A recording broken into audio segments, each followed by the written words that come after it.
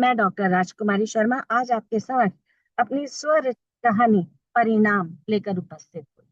परिणाम का अर्थ है नतीजा, निष्कर्ष या फल कह लीजिए। कहानी कुछ इस प्रकार से है। गांव की डगर पर चलती हुई धूल भरी हवाएं अक्सर अपने साथ अनेक कहानियां लेकर चलती हैं। ये कहानियां उन लोगों की है जिन्होंने जीवन के कठिन रास्तों पर चलते हुए अपने लिए एक नई दिशा बनाई। यह कहानी ऐसे ही एक युवक विशु की है, जिसने यह साबित कर दिया कि सच में परिणाम की चिंता नहीं करनी चाहिए। विशु एक छोटे से गांव में गरीब किसान के यहाँ जन्मा था, जिनके पास थोड़ी सी जमीन ही परिवार का सहारा थी। माँ घर संभालती थी और कभी कभी खेत में भी मदद कराने के लिए चली जाती थी। घर की माली हालत बहुत अच्छी नहीं थी, लेकिन परिवार में प्रेम था तो सब सही से हो रहा था। विशु बचपन से ही पढ़ाई में तेज था। कक्षा में वह हमेशा प्रथम आता।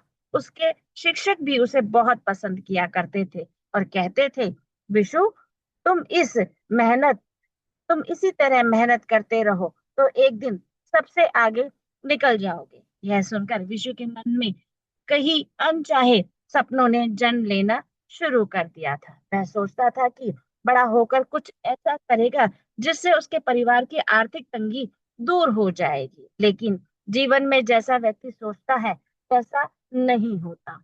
जब विशु 12वीं कक्षा में था तभी उसके पिता की अचानक से बीमार पड़ने के कारण मृत्यु हो गई।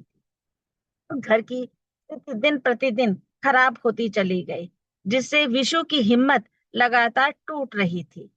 पिता के जाने की घटना ने विशु को अंदर से तोड़ दिया था।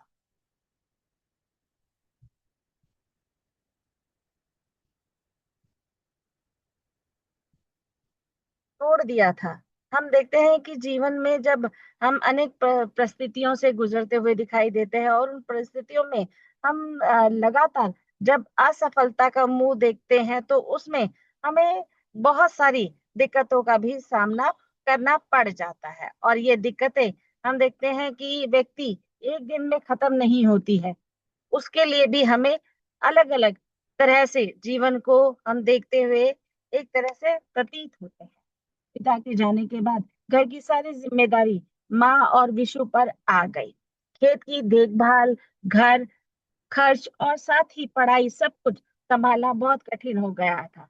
कई बार विशु ने सोचा कि वह पढ़ाई छोड़ दे और पूरी तरह काम में लग जाए, लेकिन उसकी माँ ने उसे समझाया, बेटा, इस समय साहस और धैर्य से काम लेना है। अगर तुम भी हार मान लोगे तो घर किस तरह से चलेगा।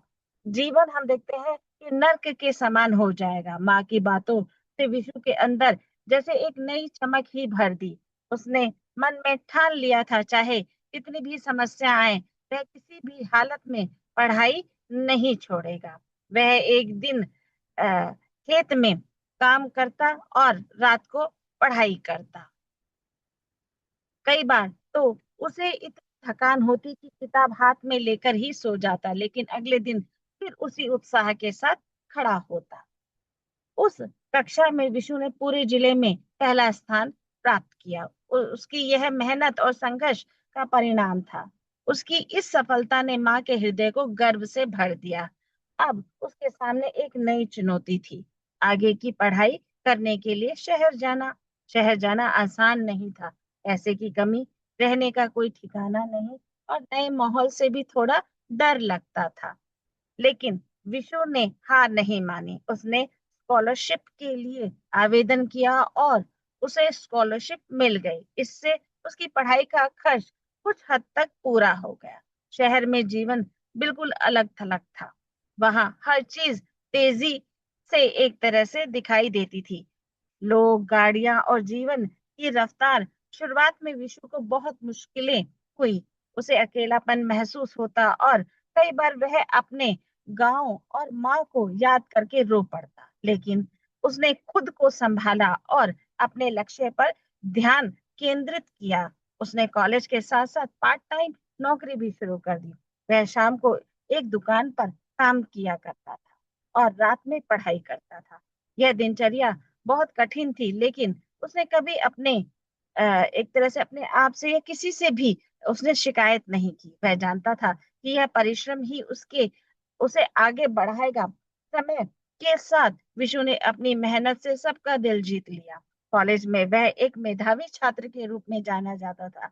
उसके शिक्षक भी उसकी लगन और मेहनत के लिए लगातार प्रशंसा करते रहते थे।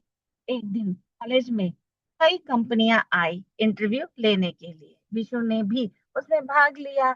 इंटरव्यू के दौरान उससे अनेक प्रश्न पूछे गए, लेकिन उसने आत्मविश्वास के साथ सभी प्रश्नों का उत्तर बहुत ही उचित ढंग से दिया। कुछ दिनों बाद परिणाम आया और विशु का चयन हो गया। यह उसके जीवन की सबसे बड़ी खुशी का दिन था। उसने तुरंत अपनी माँ को फोन किया और यह खुशखबरी दी। माँ की आंखें भर आई। उन्होंने कहा, काश बेटा आज तुम्हारे पापा भी जीवित होते तो वह भी यह देखकर बहुत खुश होते।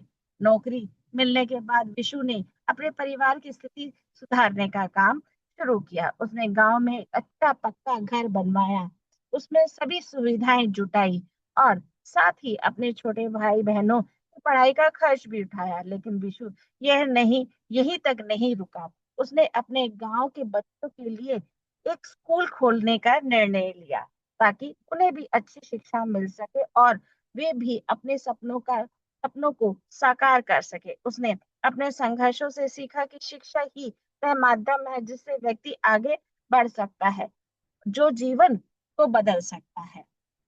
धीरे धीरे उसका स्कूल प्रसिद्ध होने लगा और गांव के कई बच्चे वहां पढ़ने लगे। विशु ने यह साबित कर दिया कि अगर अ, इंसान मन में दृढ़ संकल्प और मेहनत करने की इच्छा हो तो वह किसी भी स्थिति परिस्थिति से अपनी स्थिति को बदल सकता है। व्यक्ति को जीवन में कभी कभी व्यक्ति को जीवन में कभी नहीं घबराना चाहिए। जीवन में संघर्ष अनिवार्य है। बिना संघर्ष के ना तो सफलता मिलती है और ना ही जीवन का आनंद। कठिनाइयों से ही जीवन में मजबूती और साहस आता है। इसी से आगे बढ़ने की प्रेरणा भी मिलती है।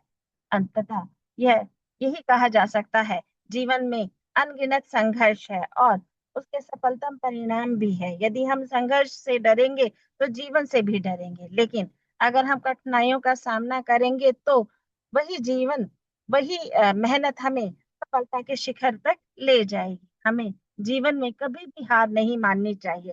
चाहे कितनी भी बाधाएं आए, हमें अपने लक्ष्य की ओर बढ़ते रहना चाहिए, क्योंकि हर संघर्ष के बाद एक नई सुबह होती है जो हमारे जीवन को नई ऊर्जा से भर देती है। धन्यवाद।